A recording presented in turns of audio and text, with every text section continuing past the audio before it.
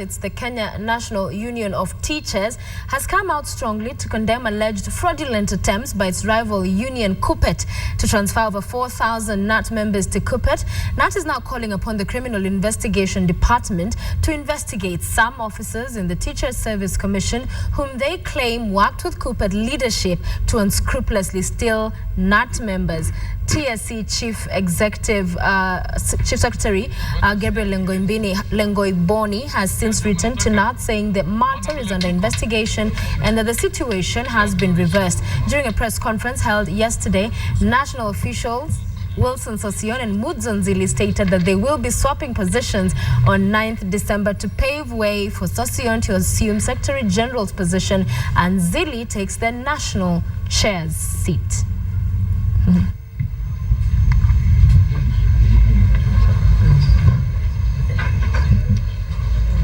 They are the top layers and him that we swap positions so that we continue playing very well.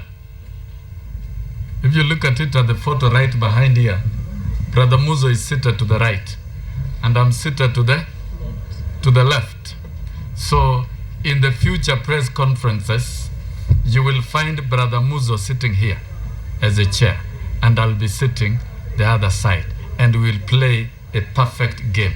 After our protests, Teacher Service Commission, through their letter dated 5th November 2013, reversed 3,900 members who were migrated and procedurally to Kuppet. And we wish to assure our members that those who had been removed from our membership register can now attend our 56th ADC in Nakuru without any fear.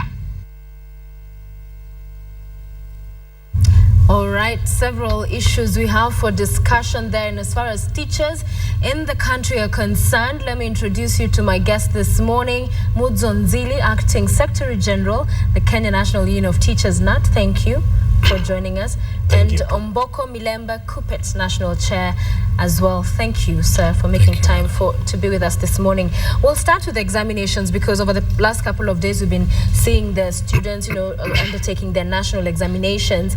And one of the biggest concern now is that even as the KCP is done, the marking is set to begin, KCSE just about, Kuppet maintains that it is asking its members not to be involved in marking the examinations. That will, in essence, really push everything back because then results would be delayed, joining of school and all those in terms of preparations and all that will be affected by the same. So why are you asking your members not to participate in examination marking? Thank you, madam. I am the national chairman of Kuppet, and Kuppet is asking its members who are teachers and examiners to boycott the marking of exams this year. And this is why we don't only talk about examiners, but we also talk about all the staff of teachers that are involved in the examination process. One, all along through the year, through a series of meetings, we have been asking the Kenya National Examination Council to enhance the payments that are given to one, supervisors, two, invigilators, and for this payment to be done on time. Our supervisors and vigilators work during the months of November, but are paid the next year during the month of July or August. Yet the students who pay examination fee, they pay it in March the previous year. So why the delay? And why pay them at low rates of about 600 shillings for a supervisor and 400 shillings for an invigilator? We have job groups in this country. Yes. And there is the aspect of per diem that qualifies an individual who is hired depending on his job group. Why wouldn't they peg these amounts paid to the supervisors and the invigilators at the job group levels per diem? This has been very dangerous for this country because a supervisor and an invigilator is left in the field at the mercy of even the school where he's supervising.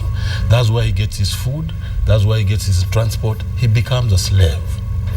Now, there are center organizers who are our principals and deputies. Right. They are given a circular by the Kenya National Examination Council to stay in schools and follow a certain criteria of functioning during the exams. The Kenya National Examination Council pays them nothing. We are proposing they are paid 1,000 shillings per day as a very meager payment. Now, that is the staff that supervises exams. Now, let's move to the next level of marking exams. The examiners we are asking to boycott exams are real professionals. These are our teachers in the post-primary institutions. Okay. These are teachers whom the minimum qualification is a degree level. Some have masters, but they are within the system.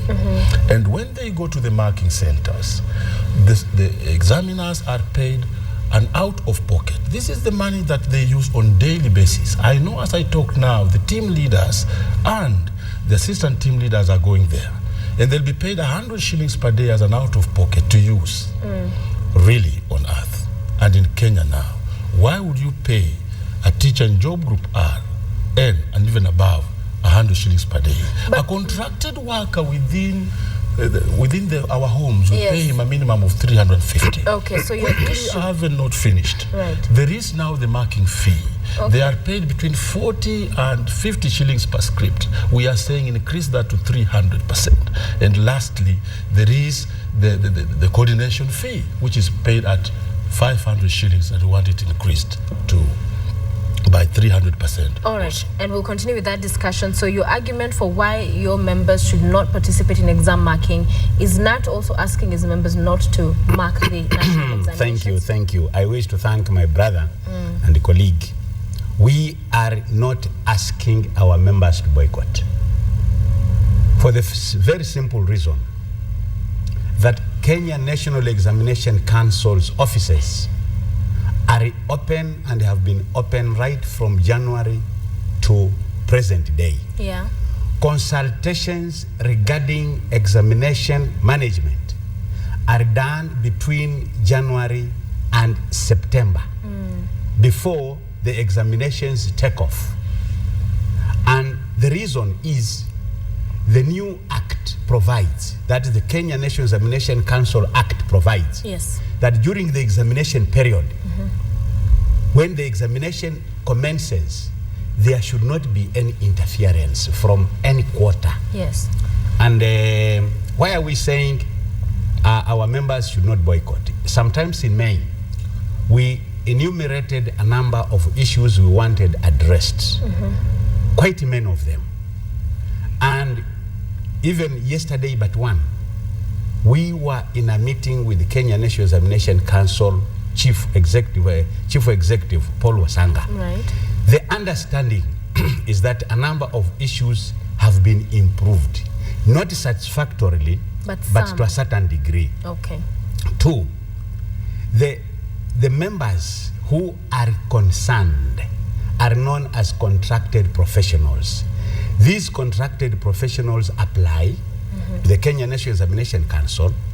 They sign a commitment letter to make sure that the examination management is up to the standard. Two, the Kenya National Examination Council rules, the new act under Article 40, Section 40. Yes. It says, any person who abates, incites, or creates a situation where, in the opinion of the National Examination Council, shall compromise the operations of the act, is guilty of an offense. The Constitution, the Constitution of Kenya, Article 24, limitations of rights and fundamental freedoms, it says, a right shall be limited to the extent of the nature of the right. So, Article 41, Article 41 Labor Relations Act, where we are allowed to incite members to go on strike, is limited by Article 24 of the Constitution, and it is factored within the Kenya National Examination Act, under Article 41(2) that Nzili? that if anybody behaves in a manner to compromise the management of the Kenya National Examination Council, which in the opinion of the Kenya National Examination Council is going to infringe the rights of the children under this act, is guilty. During the period of the Kenya National Examination Council, nobody can cause your point is disharmony. made. Your point is made in this regard that one, you as the KNUT are not asking your members to boycott, so they will be marking examinations, and you're upholding that in fact Kuppet is breaking the law. Definitely. I want to have a rebuttal. Yes. And brother, listen to me. Yes. It is so interesting what you have just eaten the other day. We are not seeing the Mudzo Nzili, who yesterday but one, when we were facing the teacher strike, was saying, Tuko gangari. We don't care about the courts. We are going all the way. We are seeing a changed person. I don't know if this is courtesy of negotiated democracy that we have been watching on the screens. I don't want the negotiated democracy. I don't believe within your union, KNUT, to compromise your agility to fight for the teachers. Number one, who said when you want to negotiate with the Kenya National Examination Council, you only negotiate in May? Which law are you quoting? Number two, when we talk about the teachers who are marking exams, there are two cadres of teachers here. There are the primary school teachers. Their exams are marked within 3 days, but a period of 8 days. These are facts. And majority of these exams are marked using a computer. Only Insha and English, which has a limited capacity, you will be talking, don't worry, is actually tackled by the teachers for 3 days. I am talking about an exam, history paper 1. I am an examiner myself, 10 years. My officials are examiners. Korir marks Kiswahili, others mark what now. Those are details. History paper 1 is a whole pamphlet that you mark. Literature paper 1, literature paper 2. This is a serious exercise that requires an intellect person who has learned, been trained to mark carefully. Remember, the Kenyans value their exams. Americans value their economy. Indeed, the process of marking, as you say, are people you cannot pay a meager but amount. why bring the negotiations let me come to the pay. Let me come to the pay. Thank you. We began these negotiations in May. We wrote a letter to the council. We met them. We also met the council in the month of July. We met the council before the Committee of Parliament on Education 2 weeks ago, and they gave us concession. One concession they gave us is the issue of taxation. That yes, they'll not be taxing teachers who are earning 133,000 and above. The other concession they were giving was not even an increment. I hear my brothers say they negotiated for it, 2 shillings per script. The policy of the council is that after 2 years, they do revise these rates up. And normally they revise by 2 shillings. That's what we are saying no to. We want 300%. Okay, 300%. He's saying the NEC has in some way used Let me talk. On the issue of the law, allow me to talk. The other day, brother was breaking I'm the allowing law. you to talk in Now a short one. he has changed from Paul to Saul. He's the one who is preaching to me the Constitution. I don't know if he's speaking for the Kenya National Examination Council as he quotes the Constitution and the Kenya National Examination Act, or he's speaking for the teachers of this country who elected him. A very quick one on that. We have other issues that need us to talk about. We want to talk about the payments. Yes. You said some improvements had been made. Yes, some improvement has been made. And following our meeting on 27th May, a number of issues have been improved. Say, for example, what he's talking about is what he copied from us, that taxation of an amount paid to an examiner below 133,000 shall not be taxed. The marking, the script marking has been improved upward. By how many? By how many? By how many shillings, brother?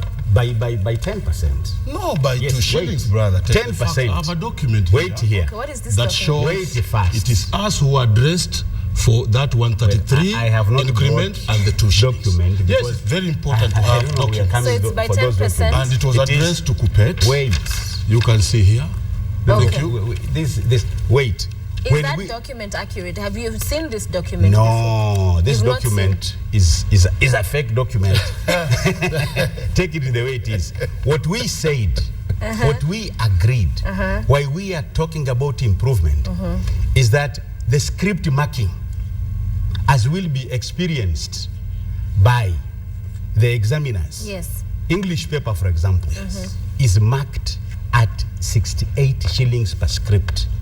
And an examiner, depending on his speed, Yes. he can mark as many as 10 scripts or 20. Okay. The other conditions which will be experienced by the examiners, you know, a lot of issues in Kenya National Examination Council are known by the contracted professionals. A very quick question. Is the pay the same across the board for KNUT and Kuppet in terms of marking the scripts across the board? There's nothing like KNUT and Kuppet. These are contracted professionals who pay do the not same? Yes. Certainly it's not the same, because we are dealing with post-primary school teachers who are dealing with KCSE. Maybe my brother is talking about KCP. No, the rates must certainly be very, very different. And So that's the how rates are not the same. Our members cut across from primary to secondary.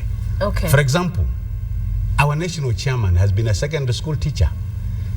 Clement Omolo is an examiner and is a secondary school teacher and is a executive secretary for Kisumu. But he maintains So the rates we are that they talking are about disputing are the those- rates for all examiners are the same, except depending on which script you are marking. You can be marking You can English. see- You can be marking So if another you do not thing. even agree on the rates, gentlemen, what are the rates? These are the rates. Not the specific the rates, same. but in terms of, do they differ for Kuppet or for KNUT? Or are you marking scripts and it's really depending on which script that differs, Thank not you. on who is Just doing to it? help you It depends in the on the marking script. in the It marking depends on the centers. script. The script. Yes. So if they have agreed as a union, the Kenya National Union of Teachers is okay with the situation as it is, as you continue to have negotiations and lobby with NEC for higher pay, Yes. why is Kuppet now thank the one that is decided to be in the cold? Because of course you'll not have the support of teachers. The students need their results earlier, they need to join school. Why not also mark the examinations and continue having those I had conversations? indicated early that is Yes. the policy of the Kenya National Examination Council after 2 years Yes. to revise up the rates of examiners. I have been an examiner for 10 years. I don't want to. So it repeat has myself. not revised the rates. So it has revised like a normal annual increment of 2 shillings, 2 shillings, 2 shillings. You know, our friends like taking opportunities. Whenever anything happens, they say, we have negotiated for it. In the course of taking these opportunities, you may even take bad things or even things you So don't you know. say NAT The is settling? The 2 bob is a normal There's nothing annual like increment. It's not a negotiation by any union. But okay, so there's been an Excuse me. increase. Excuse There's been me. an increment. There but you- there's nothing like 2 bob. What we are talking about, and I Yes. want us To to understand know better. the target group. Okay. The target group here, the examiners, as my brother is talking about, and where does the Kenya National Examination Council get its money from? Oh, sure. It gets its money from the payment from parents. Collections of Kenya National Examination Council are done between a specified period. Yeah. At this time, our role as a union and as 2 unions, and I appreciate my brother, the way we were talking with the Kenya National Examination Council the other day, that these conditions must be improved. What have we done? Because they are collecting 2.1 billion. All right, gentlemen. Wait. They are collecting 2.1 billion from the parents. From For primary? us, from primary and secondary. No, it's For more than them, that. for them to be able to meet more the than that. expectations It's more than that. of 4.6 billion, Yes. they ought to increase the examination fees, or the government ought to subsidize Right. with a certain amount. This is what we have proposed, madam. We have said, because of the manner in which the examiners, the examination expenses are high, the government should, in the next budget, Yes. subsidize with the Kenya We National should Union of now Teachers. sort out the issue conclusively. But not now. Not now. Not now is the biggest concern, because Okay. a parent watching you right now is concerned I want it that to be- if Kuppet is saying they will not mark the examinations, Yes. that causes a lot of backlog in terms of the systems and how they work. So why not mark the examinations? And I want a very quick Thank you. response from you Yeah. in a very short time so that we 1 can move minute. on. One correction, the council collects about 2.1 billion from secondary schools, about 1 billion from the primary schools, but the council also gets from the exchequer money for normal operation purposes. Yeah. We have been telling the council throughout the years together with our brothers in KNUT to revise these rates. They have not been able to, and time has come for us to ask the council to do so, failure to which we should boycott. We are sure we shall be listened to. You're saying that if the rates are not improved, you're not marking examinations? Sure, that's the position. Nothing will change? We are also giving them time. If they call us for a meeting last so you're open to negotiations? Very much open All to right, negotiations. let's move on to the issue of members. I want to comment on that before we move. There's also an issue of the marking conditions of the examiners. The examiners want to say mark something in very on that bad line. working conditions. Yes. In your contribution, I would also want you to also talk about the poor working condition of examiners, which we are talking about as raised. Kuppet, 30 and you are not seconds, commenting 30 about. seconds. 30 seconds. One, the conditions as we have agreed and suggested that they must be improved. That we agree. That's you're on the same page. Next. Yes, that must be improved. Next point. Next point is what he is talking about on what is it? What were you talking about? You forgot. I forgot it. Let's move on. But he's maintained that the union, their union, what he was will talking about, the boycott. march. The boycott. Yes, the that boycott, is what I want to say. Marking. It cannot happen because the 10 million plus students will have their future jeopardized. Here is about the future of young Kenyans and the Constitution. This is a period that we must all guard. And then we join with my brother. We face the Kenya National Examination Council to try to impress onto them to improve on the conditions. And finally, these people marking are not Kuppet and KNUT. They are contracted professionals on their own rights. By their members. And not just our members, they include even the public. There are some people like the soldier and the rest of the people. They are there. Yeah. Everybody involved in administration of the examination at this hour must have his welfare looked into and improved. Because as he but says, it comes to time when you, as a leader, must offer leadership. My brother and his union, which I respect. You'd say it's selfish ambition? I would. No, I'm not saying that. That will be too harsh for me. I'm only saying he looks and he appears to be like a parent, and I appear to be like a grandfather. We must know those young Kenyans involved depend on our activities at this time. We are open for negotiations. Their rights must be protected. For negotiations. Excellent. Gentlemen, we'll wrap that one on exam marking. We'll wait to see the developments in coming days, if any, on the same. Let's cross to the issue of stealing members, and we had the same raise. So you're why are you pointing at each other? You're saying that about 4,000 of your members are now or were found to be in the Kuppet's register. Yes. So who stole? Kuppet or TSC misbehaved somewhere? Who is in fault in this? I have a very good brother in Kenya. Known as Milemba. He stole my members. Why did you steal them? Milemba is here. Why are you stealing members? He stole my members in this form. Let us look at a situation where a branch official, chairman, treasurer, assistant executive secretary, and his wife, they are removed from a union they belong into his union, and all the forms there are forged, effectively denying them an opportunity to participate in that issues. So they are unknown to them, over 4,900 members from KNUT were moved fraudulently by the Teacher Service Commission through Kuppet's intervention, so that they could build on their membership. But why? And build on the membership. These brothers of mine would like to grow, but instead of looking for membership, when you are short, you better struggle eating than put on high-heeled shoes which do not fit you. That is what they are doing. Milemba, do I have a time for repeat? Yes. No, we have not stolen any. You have not stolen. There is a procedure which is known to both Brother Nzili and myself on how members join unions. And if you have to switch over, there is even a second form which you fill, so that you are saying that you are withdrawing from this union and you are joining the other union. And there was a court matter on that, which even further provided that when you are doing that, you have to inform the other union. Okay. The truth is that as we talk, the people who have lost members is Kuppet. KNUT stole our members, about 4,000, and the matter is with the TSC, and that is why, as we talk now, we have also written to TSC complaining about withdrawal of our members. It's talking about withdrawal of officials, wives, relatives, and other officers. Even us, we have lost our officers. For instance, 1 minute is very important for this rebuttal. Our officials member of National Governing Council in Nyahururu, to be specific, a lady was moved from Kuppet to KNUT. And what I suspect really happened is that, Nzili and his brother have been facing very tough competitions.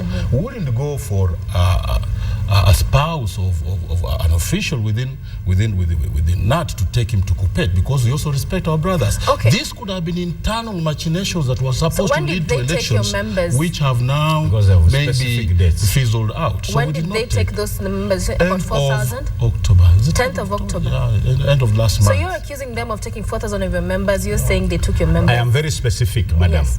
And I want I want Kenyans to judge my brother here as a poacher who poached my members. 4,000 members after verification, and they have written letters. That is the reason why the Teacher Service Commission, upon verification of the papers and the forms in their files, they were convinced that my brother and my very good brother had poached my members. The chairman, the chairman of several branches, who came complaining, and we want him to provide some letters of complaints to the Teacher Service Commission. We have them. I want to urge my friend, my brother. Did you serve them with the same papers you're saying that they stole? The spirit should be, we should cooperate. He should allow me. He should allow those teachers who are in Kuppet, and himself he was in KNUT. I was in KNUT. He was in KNUT, and he moved out. I have not claimed him, but he is now poaching without following the laid down procedure. But he's also saying you did the same. I have not done that. Why hasn't the Teacher Service Commission reversed its members? Because what I'm further I have saying a letter that the Teacher Service Commission today has written to us to say your members have been reversed to your the TSC has given merit to their claim and allegation by virtue of saying they've reversed, meaning there were members that had been moved to Kuppet. And now are going back to KNUT. Can I say something then? What really happened is that the TSC could really be colluding with KNUT. The other day, Nzili was talking about ghost teachers within the TSC. Nzili now is mom. I'm suspecting that he did negotiate with some staff within that particular organization to exchange that with our membership being taken away. I want to comment there. And we never really took their members. They are the ones who actually took our members, and when they were doing the analysis, the TSC translated to us saying it is analyzing this membership. But it was looking at Kuppet forms and not looking at the KNUT forms. So your position is this, that there are members who did come, are there members who came from KNUT to Kuppet? Did you have an additional, in terms of the registration of members, 4,000 thereabout? Oh, sure. Where did they come I want to answer him on the ghost we had an additional membership. They equally had an additional membership. He's not declaring that. I want to talk about the ghost. And your age is good. You need to be honest. I want to talk about the ghost teachers. Yes, we have been talking about ghost teachers. Yes, where are they now? That issue does not concern Kuppet, because if he's a ghost teacher, then he can be a ghost member. So we are not talking about that. We are talking about authenticated issues. And that is what I'm trying to put him up to, because my question, Mr. Milemba, is the question on TSC having granted merit to their allegation by reversing the membership of about 4,000 members from Kuppet. Very specific and answered. I don't want to take you around a collusion between KNUT TSC. So TSC is negotiated colluding. Okay. to take our members for concessions that we don't understand. I want to help. We have already written to the TSC. The TSC has written to us. But now if you write to the same people you're accusing I want to help. of acting against you, Madam, how that's the will law. they help I want you? to help. the law. I want to That's the help law. We my have to brother. help them. Can he allow me to help him? Sometimes last year, he made a catch of over 16,000 non-members who he poached to his union. We did not raise a finger. But That's a lie. when he went to take 1,958 members. That's why he's talking about a court That is matter. court, yeah. But his behavior and their activity have been always fraudulent. No, They that's have been going there colluding with good people in TSC. They pay a bit and then they are given our members. Gentlemen, you're both accusing each other of the same things. You of stealing, the other ones of This one stealing, is and of stealing. colluding with TSC. Sure. I think And, TSC should have been part of this there's discussion. They should have been part of speak this for discussion. themselves, There's a way 'cause they're out. being Some of accused. these matters are already in court. They're already in court. Let us go to another very important question and issue. As the exams began, the national examinations, one of the stories that has been making headlines over and over again is the question of exam cheating. Oh, sure. A lot of irregularities have been experienced. And we know that one of your organizations, let me just confirm, has actually asked that, is saying that NEC could have been part of that. Kuppet is demanding an independent police investigation to probe NEC over exam leakage. Okay. Why do you want NEC probed over the same? Oh, thank you. This is a much easier one because This is much easier. exams is a serious secret according to the council. What we are just telling the council is not to make secret the payment to the teachers. But as their secret, they are the ones who handle the papers. Last time the CEO of NEC talked, he said that the university students were the ones who were leaking exams. Yes. University students in this country have no capacity to access exams. Exams are accessed by those who set, those who moderate them, and those who pack them and then give them out. We were saying, year in, year out, we are being told that exams have been stolen, people have been arrested, but we are not told how that court case do go. So where do they go to? Does NEC not have the capacity to follow its court cases? And that's why we are saying that, yes, it could be a syndicate from within the NEC itself.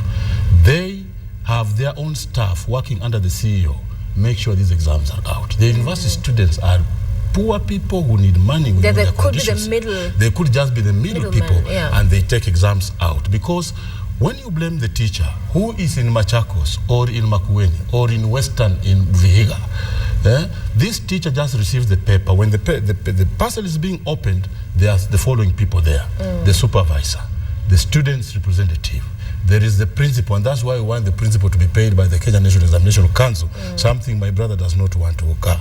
And then there is sometimes the people who move around as monitors. So it's a strict thing.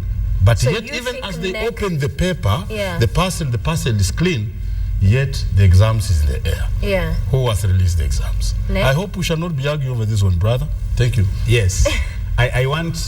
Whereas I want to join him in demanding action to be taken to the perpetrators of cheating, including the Kenya National Examination Council. As a union, we have not said principals should not be paid. We have said That's good. in our paper that those people manning examination centers, the principals and everybody involved in this national exercise, including the county directors and Yes. the TSC directors, should be paid. So that bit where my brother is saying I don't want the principal to be paid is misplaced. Okay. But as far as the cheating is concerned, And NEC. the teachers should not be subjected to unnecessary misery arising for acts arising from mishandling of the examination materials by the Do you, as by the NAC, national feel that executive. NEC should also be probed over the same? Definitely, if Okay. there is anything that threatens the security of the examination management, Yes. yeah, whoever is responsible should take responsibility. Our time is up, gentlemen, but I must ask you this, Nzili. The last time we sat here and had a discussion, we were talking about what was going on, which was the pull and push in KNUT over the elections that are coming up. Secretary General, now you're acting, but yesterday we saw you and the chairman come out to say you've now swapped. So during the delegates meeting and the elections, you will be vying and seeking the chairmanship, which you swore here, told me, no, you cannot. You want to be confirmed as the Secretary General, and that Sosion should stick to his lane and continue to be chairman. But now there seems to have been a change of heart. What happened? Very quickly. The National Executive Council is supreme authority. And when the supreme authority sat, they made a decision. They took a decision that we saw positions. And in the National Executive Council functions, it can expel, it can suspend, it can remove, it can dismiss. So a resolution by the National Executive Council, which is the governing authority, you must abide by. Otherwise, you will be off guard. Parting short. If it's there, I want to ask our members who are examiners that they have a chance to actually press for better payments for themselves if they will boycott the marking of exams as they listen to us talk to the Kenya National Examination Council. And we are also telling our teachers that let us not be deviated by what our brothers are bringing to fore to divert our attention to work for teachers who are examiners. I am sure that with just negotiation and our pressure, they will get better payments. All right. Parting short. Parting short. We are asking the examiners, the contracted professionals, to abide by the conditions in their contractual agreement with the Kenya National Examination Council. The rights of the children at this critical moment must be of paramount importance. And under the limitations of freedoms, Article 24 has a limitation of somebody's freedoms. At this period, it is not the period for anybody to boycott a function by the National Executive Council. Hence, we urge them to continue with their duties as we pursue the National Examination Council in a manner that will benefit them and this nation at large. Mudzo, Nzili, Acting Secretary General, Kenya National Union of Teachers, Omboko, Milemba, Kuppet National Chair. Thank you both for joining us, for your thoughts. Your discussion this morning was a good one. Asante sana. Thank you, Sophie. Appreciate the time. Thank you, Sophie. This is my brother. Shake your hands. Very important. Very important that we see that. All right.